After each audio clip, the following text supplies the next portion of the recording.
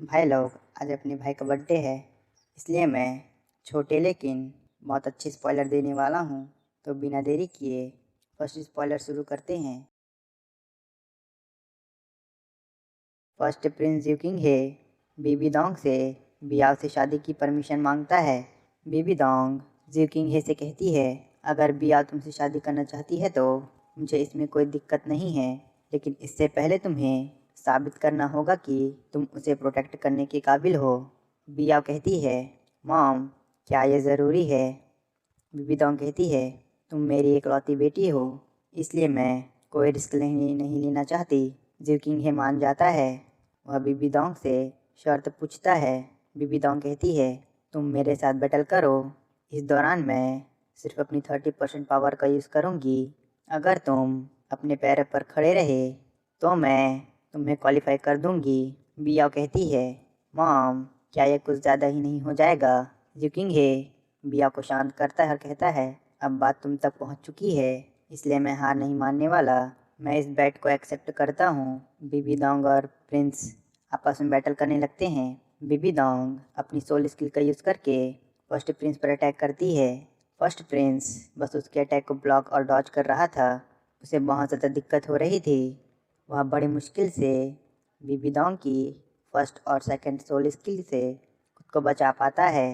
बीबी दोंग अपनी third soul skill का use करके प्रिंस पर अटैक करती है, जिसे प्रिंस अपनी फिफ्थ सोल स्किल का यूज़ करके ब्लॉक कर देता है। लेकिन अटैक फोर्स ज़्यादा होने की वजह से वह दूर पीछे चला जाता है। उसके मुंह से खून निकलने लगता है। बीबी दोंग के नॉर्मल अटैक भी बहुत ज़्यादा स्ट्रॉन्ग थे। फर्स्ट प्रिंस जैसे तैसे बीबी दोंग की फोर्थ सोल स्किल को सर्वाइव कर पाता है। वह बहुत ज़्यादा इंजर्ड हो गया था, लेकिन गिव अप नहीं कर रहा था। तभी बीबी दोंग अपनी फिफ्थ सोल स्किल का यूज़ करके जिवकिंग हे पर अटैक कर देती है, जिसे जिवकिंग हे अपनी सिक्स्थ सोल स्किल का यूज़ करके ब्लॉक करता है, जिसके बाद वह उन सभी अटैक्स को डिफ्लेक्ट कर देता है। बीबी दोंग की फिफ्थ सोल स्किल बहुत ज़्यादा टेरिफाइंग थी। जिवकिंग हे की हालत ख़राब हो चुकी थी। इसके बाद बीबी दोंग अपनी सिक्स्थ सोल स्किल का यूज़ करके जिवकिंग हे पर अटैक कर देती है। बीबी दोंग की sixth soul skill blood sucking spider thorn था। वह बहुत सारे थॉर्न से प्रिंस पर अटैक कर देती है। प्रिंस अपनी फुल स्ट्रेंथ से उन सभी थॉर्न से खुद को बचा रहा था। वह अपनी सोल बोन का यूज़ करके उन सभी थॉर्न्स को डिफ्लेक्ट कर देता है। तभी कुछ थॉर्न्स बियाओ की तरफ बढ़ने लगते हैं। बियाओ को खतरे में देख बीबी दोंग उसकी तरफ बढ़ने लगती है। तभी प्रिंस जिवकिंग हे बियाओ की पोजीशन को खुद की पोजीशन से एक्सचेंज कर लेता है, जिससे वे सारे स्पाइडर थॉर्न्स उसे आकर लग जाते हैं, जिससे वह बहुत ज़्यादा इंजर्ड हो जाता है। बीबी दोंग यह देखकर बहुत ज़्यादा शॉक हो जाती है। प्रिंस ज़मीन पर गिरा पड़ा था। उसकी बॉडी ब्लीडिंग की वजह से बहुत ज़्यादा कमज़ोर हो गई थी। वह जैसे तैसे खुद को उठाने की कोशिश करता है। उसकी हड्डियाँ भी फ्रैक्चर्ड हो चुकी थी। वह जैसे तैसे खड़ा हो जाता है, लेकिन अगले ही पल वह धड़ाम से ज़मीन पर गिर जाता है और अनकॉन्शियस हो जाता है। सेकंड स्पॉइलर में मैं आप सभी को एक ऐसा मोमेंट इमेजिन कराऊंगा जो मैं सच में मेंथो लैंड के अंदर देखना चाहता था। तांग सन शाओ को पहला जैसा करने के लिए यहाँ वहाँ भटक रहा था। तांग सन को डेथ स्पाइडर एम्पर से बचाने के चक्कर में शाओ इंजर्ड हो गई थी। उसने तांग सन की एक सेंचुरी मिलियन स्पिरिट रिंग को एब्जॉर्ब करने में हेल्प की थी, जिस दौरान उसकी स्पिरिट रिंग्स बर्न हो गई थी। इसलिए तांग सन शाओ को ठीक करने के लिए तीन चीज़ों की तलाश कर रहा है, जिसे वह शाओ को ठीक करने में करेगा। वह रास्ते में जा रहा था। तांग सन को 3 प्रीमियम हब्स की ज़रूरत थी, जिसे वह खोज रहा था। तांग सन पॉइजन मास्टर से मिलता है। पॉइजन मास्टर तांग सन को देखकर बहुत ज़्यादा खुश हो जाते हैं। वे तांग सन से टूर्नामेंट के ख़त्म होने के बाद पहली बार देख रहे हैं। वे तांग सन से इतने साल में बीती हुई घटनाओं के बारे में पूछते हैं। तांग सन पॉइजन मास्टर को पास्ट में क्या क्या हुआ इस बारे में सब कुछ बता देता है। वह उन्हें शाओ की हालत के बारे में भी बताता है और उन 3 हब्स के बारे में भी बता देता है। पॉइजन मास्टर स्माइल करते हैं और कहते हैं, लिटिल मॉन्स्टर क्या तुम इस हब की बात कर रहे हो? पॉइजन मास्टर तांग सन के सामने 9 डिकेड मिलेनियम जिनसेंग किंग लाकर रख देते हैं। तांग सन उसे देखकर बहुत ज़्यादा हैरान रह जाता है। पॉइजन मास्टर तांग सन को वह हब दे देते हैं। तांग सन बहुत खुश हो जाता है। वह पॉइजन मास्टर को हक कर लेता है और उन्हें धन्यवाद करने लगता है। पॉइजन मास्टर मन में कहते हैं, मैंने कभी नहीं सोचा था कि मैं लिटिल मॉन्स्टर को कभी इतना खुश देखूंगा। तांगसन पॉइजन मास्टर से पूछता है, आपको यह हब कहाँ मिली? जहाँ तक मुझे याद है, आइस फायर माउथ स्प्रिंग के अंदर मैंने इस हब को नहीं देखा था।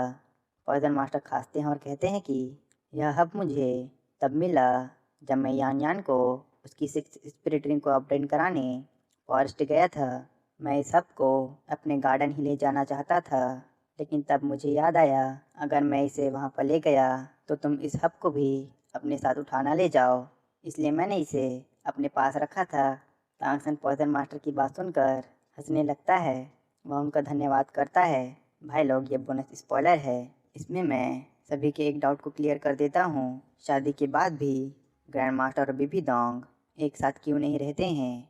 जब तांगसन और उसके फ्रेंड्स मार्शल सोल हॉल के लिए निकल जाते हैं ताकि वे एडवांस सोल मास्टर कॉन्टेस्ट के लिए, तब ग्रैंड मास्टर बीबी डोंग को लेने के लिए चले गए थे ताकि अगर मार्शल सोल हॉल के अंदर कोई प्रॉब्लम हो तो बीबी डोंग उनकी हेल्प करे। ग्रैंड मास्टर बीबी डोंग को लेने अपने घर गया था। बीबी डोंग ग्रैंड मास्टर को देखकर स्माइल करती है, जिसके बाद वह कहती है, शाओ गैंग, क्या तुम्हें लौट कर आना भी पता है? तुमने कहा था कि जब सबका ग्रेजुएशन कंप्लीट हो जाएगा तब तुम वापस आ जाओगे।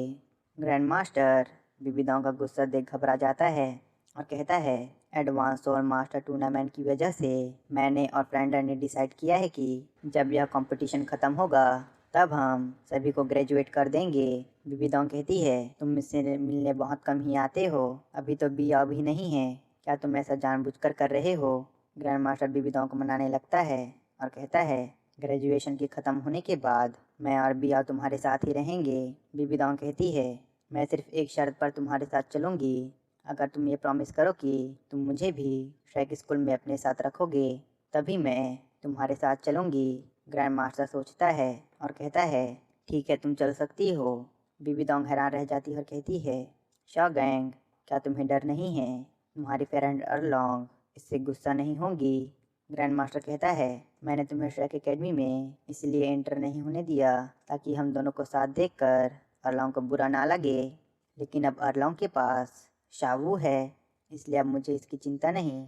बीबी डोंग खुश हो जाती है। वह शॉ गैंग को हक कर लेती है और कहती है, अरलोंग के पास भी अब उसका कोई अपना है, इसलिए अब मुझे इसका कोई दुख नहीं है कि मेरी वजह से वह अकेली हो गई। शॉ गैंग कहता है, हाँ तुम सही हो, लेकिन हमें जल्दी से जल्दी मार्शल सोल हॉल जाना होगा। तांगसन की हाउतियन ट्राइब की आइडेंटिटी लीक हो चुकी है। मार्शल सोल हॉल किसी भी कीमत पर तांगसन को मारने की कोशिश करेगी। बीबी डोंग मान जाती है, जिसके बाद दोनों मार्शल सोल हॉल के लिए निकल जाते हैं।